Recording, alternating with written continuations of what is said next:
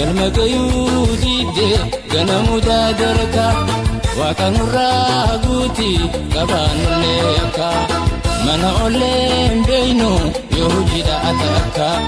galma gayuu didde ganamudaa darka waaqanurraa guuti qabaannullee akka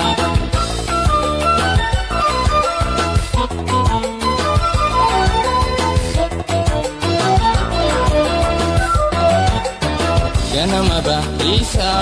shasha ishimbirro egamana bane gadin tenyu diro ganama baisa shasha ishimbirro egamana bane gadin tenyu diro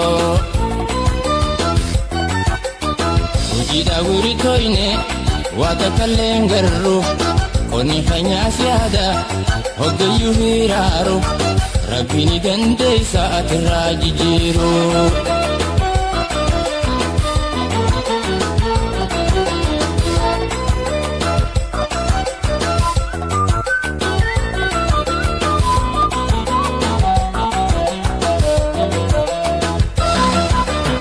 mana olleen beeynu yoo hojidha adakka galma gayuu didde ganamudaa darka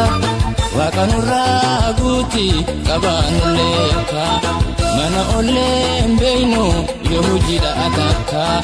galma gayuu didde ganamudaa darka